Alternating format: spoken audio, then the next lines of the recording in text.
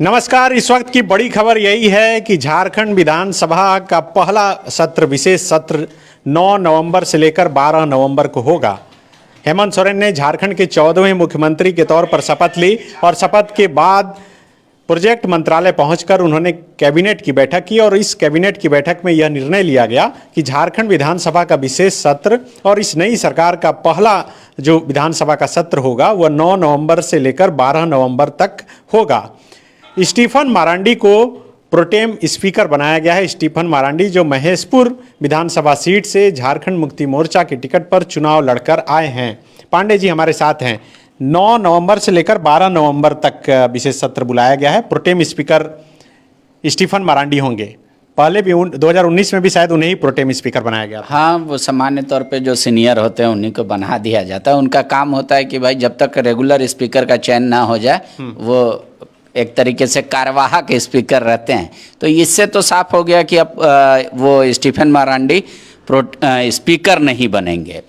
तो अब स्पीकर के तरफ किसको बनाती है सरकार, किस दल से होंगे, तो ये कहा जा रहा है कि रविंद्रनाथ महतो पे ही जेएमएम एक बार फिर से विश्वास करना चाहती है और सत्ता पक्ष उनको ही स्पीकर के तौर पर तारीख को ये तय हो जाएगा कि कौन फिर स्पीकर होंगे। हाँ, वो प्रोटेम स्पीकर के पास सत्ता पक्ष स्पीकर के लिए रखेंगे। चूँकि विपक्ष के पास तो कोई है नहीं तो वोटिंग भी नहीं होगी और स्पीकर का चयन हो जाएगा। स्पीकर का चयन हो जाएगा तो अब स्पीकर अपना संचालन करेंगे। स्पीकर सदस्यों को शपथ दिलाएंगे।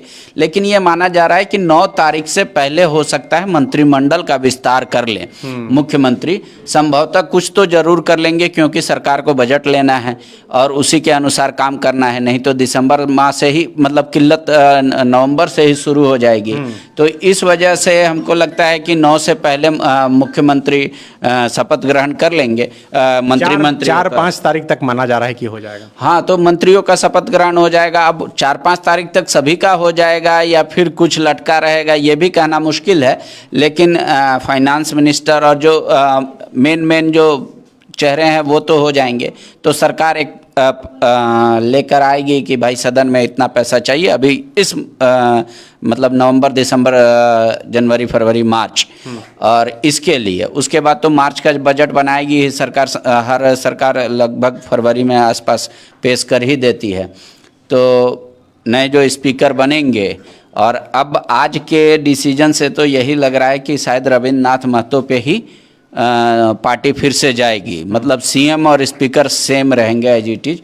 तो वो फिर सदस्यता शपथ दिलाएंगे सब विधायकों को। तो वो क्या 9 को ही हो जाएगा कि नेक्स्ट डे होगा? 9 को शपथ तो नहीं होगा संभवतः। हमको लगता है कि उस दिन सबका शुक्रिया अदा करते करते ही समय खत्म हो जाता है। 9 को स्पीकर का चयन हो जाएगा। 10 को होगा। हाँ, 10 को मतलब शपथ, नए विधायक 10 को शपथ लेंगे और 11 को सरकार अपना बात रखेगी, 12 को पास करा लेगी।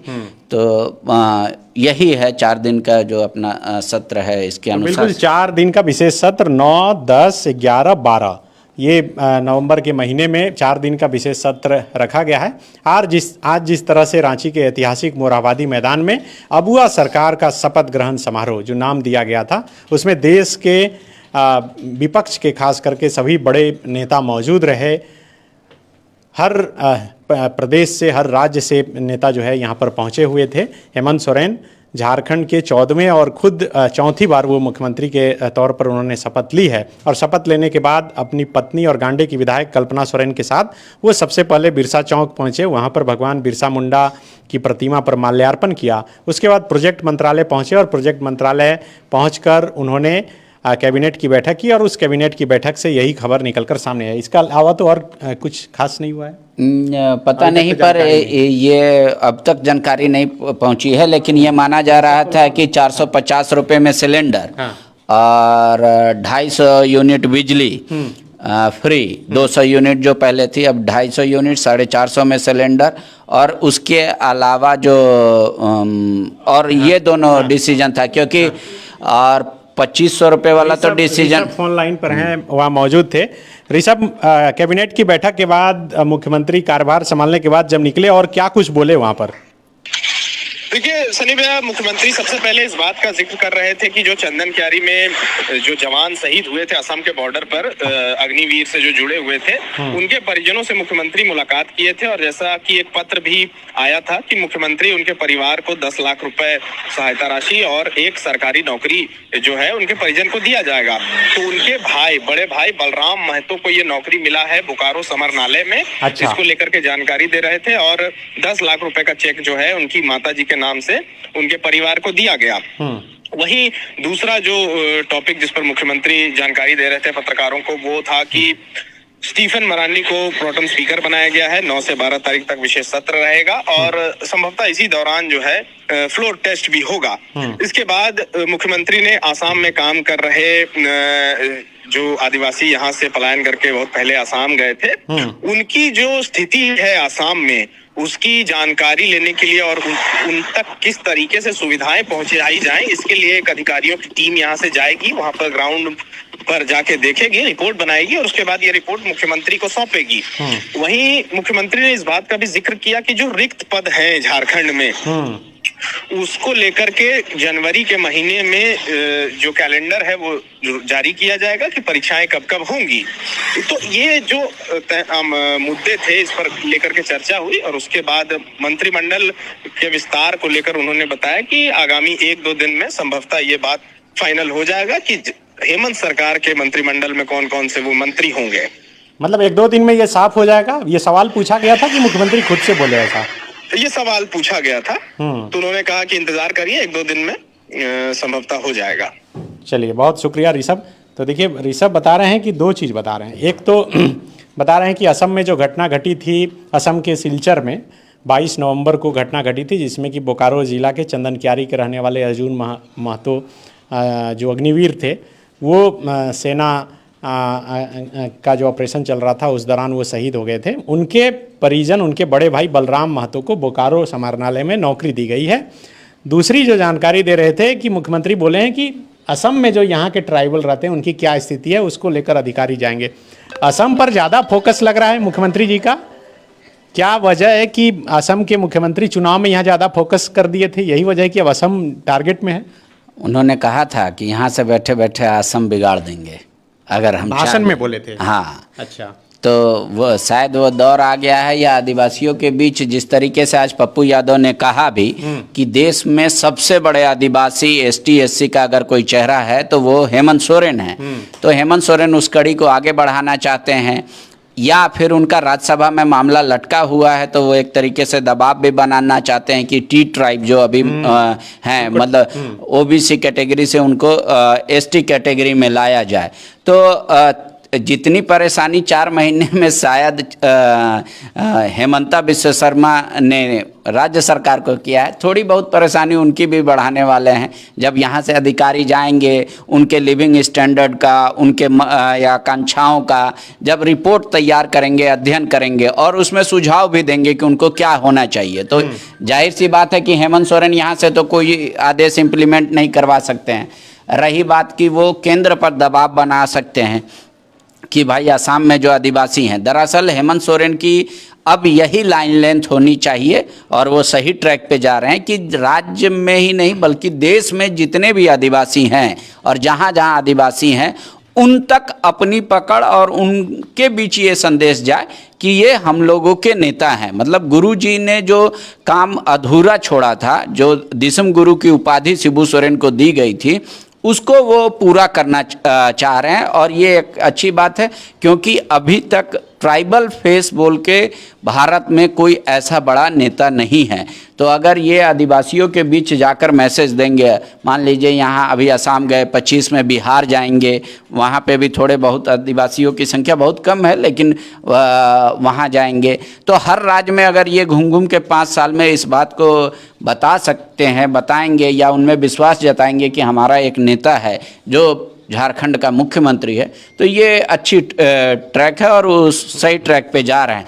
थोड़ा सा हेमंता को परेशानी बढ़ सकती है अधिकारी अगर क्या रिपोर्ट देते हैं, हालांकि उस रिपोर्ट का कोई मतलब नहीं रहेगा क्योंकि वो दूसरे स्टेट का मसला है और इस स्टेट के अधिकारी जाएंगे तो वहाँ से अध्ययन करके बस यहाँ रिपोर्ट देंगे। अब उस रिपोर्ट से यहाँ की सरकार क्या केंद्र पे दबाव बनाएगी वो देखना सही होगा। तो बिल्कुल आज ही हेमंत सोरेन ने मुख्यमंत्री पद की शपथ ली है और उसके बाद कैबिनेट की बैठक कार्यभार संभालने के बाद उन्होंने जो किया है उसमें ही कई बड़ी खबर निकलकर सामने आई है। रोजगार एक बड़ा मुद्दा था चुनाव के दौरान। भारतीय जनता पार्टी के लोग लगातार ये सवाल खड़ा करते रहे कि पिछली बार हेमंत सोरेन जब सत्ता में आए थे तो कहे थे कि हर साल 5 लाख नौकरी रोजगार देंगे, लेकिन नहीं दे पाए पूरे 5 साल के दौरान भी। अब जब चुनाव से पहले मैनिफेस्टो जारी किया गया था झारखंड मुक्ति मोर्चा की तरफ से और इंडिया गठबंधन की तरफ से, उसमें 10 लाख नौकरी और रोजगार का जिक्र किया गया है। अब ये कैबिनेट के बाद जब फर्स्ट मीडिया से इंटरेक्शन कर रहे थे हेमंत सोरेन, तभी ही उन्होंने इस सवाल का जवाब दे दिया और कहा है कि जनवरी के महीने ही जेएसएससी और जेपीएससी का कैलेंडर जारी कर दिया जाएगा एग्जाम का। हालांकि कैलेंडर तो पहले भी जारी होते रहा है, लेकिन वो कैलेंडर फॉलो नहीं हो पाता, वो डेट जो है एक्सपायर कर जाता है। इस बार जो है रखना चाहिए युवाओं को। जब मुख्यमंत्री ने कहा नई सरकार प्रचंड बहुमत में आई है, नए साल तक इत्मीनान करे, लेकिन जो तैयारी है सरकार की, मुझ तक खबर आ रही है कि बहुत सारे का रिजल्ट जनवरी से पहले ज्वाइनिंग लेटर उनके हाथ में होगा। नया फ्रेश जो वैकेंसी का इंतजार कर रहे हैं वो लोग जनवरी तक, राज्य सरकार ने एक समय मांगा है, कैलेंडर जारी हो जाएगा, उसके बाद आप अपनी बात रखेंगे। जनवरी में कैलेंडर। एक और बड़ी खबर आ रही है पांडे जी, ये खबर है कि चुनाव से पहले जिस तरह से मंजूनाथ भजंत्री को, जो रांची के डीसी थे, उन्हें हटा दिया गया था इलेक्शन कमीशन ऑफ इंडिया के कहने पर, अब फिर से उन्हें रांची का डीसी बना दिया गया है। अभी जो रांची के डीसी, उनको हटाने के बाद वरुण रंजन को बनाया गया था, अब उनकी जगह पर मंजूनाथ भजंत्री को फिर से रांची का उपायुक्त बना दिया गया है। मतलब सरकार अब फिर से जिस तरह से काम कर रही थी चुनाव से पहले, उसी डर्रे पर काम करना शुरू कर दी है। मंजूनाथ भजंत्री को जब हटाया गया था तब गोड्डा के सांसद निशिकांत दुबे ने टिप्पणी भी की थी और दोनों के बीच, वो जब देवघर के डीसी थे उसी समय से जो है एक लड़ाई ही कहा जा सकता है कि वो चल रहा है, मामला कोर्ट में भी चल रहा है। तो ये तमाम अपडेट थे अब तक के। वो सिर्फ चुनाव आयोग किसी को ये नहीं कह सकता कि इस अधिकारी को आपने चुनावी ड्यूटी उनसे नहीं लेना था। तो चुनाव खत्म हो गया, आचार संहिता खत्म हो गया, वो वापस आ गए, सरकार का फैसला था, सरकार ने इनको कंटिन्यू नहीं किया। डीजीपी को भी हटाया गया था, फिर से आ सकते हैं अनुराग गुप्ता? देखिए, डीजीपी का मसला अगर सिर्फ चुनाव तक संबंधित होगा तो वो भी आ सकते हैं। सिर्फ चुनाव आयोग ये कह सकती है कि अमुक व्यक्ति या अमुक अधिकारी को चुनाव से कार्य से अलग रखा जाए, ये निर्देश दे सकते हैं। मुख्यमंत्री के का एक अपना सिस्टम है। देखिए, कोई भी सिस्टम 2 ही तरीके से काम करता है, लॉ एंड ऑर्डर। तो ऑर्डर मुख्यमंत्री को कोई दे नहीं सकता। लॉ क्या कहता है कि एक क्राइटेरिया है डीजीपी की, उनमें से किसी एक को मुख्यमंत्री बना सकते हैं, तो वो मुख्यमंत्री बना सकते हैं, अनलेस एंड अनटिल कि कोई कोर्ट का आदेश ना आ जाए। कोर्ट अगर किसी व्यक्ति को कह दिया ये डीजीपी नहीं बनेंगे, तभी वो कोर्ट ही कह सकता है। बाकी और कोई मुख्यमंत्री को आदेशित नहीं कर सकता कि अमुक आदमी डीसी नहीं रह सकते, अमुक आदमी एसपी नहीं रह सकते, अमुक आदमी डीजीपी नहीं रह सकते। ऐसा कोई निर्देश उनको नहीं दे सकता, कोर्ट दे सकता है सिर्फ किसी है। तो चुनाव आयोग ने चूंकि भजंत्री साहब को कहा था कि चुनाव कार्य से दूर रखिए, तो चुनाव खत्म हो गए तो मुख्यमंत्री ने उनको वापस अधिकारियों को हटाया गया था चुनाव के दौरान। जो देवघर के एसपी थे उनको भी, डुंगडुंग साहब को भी हटाया गया था।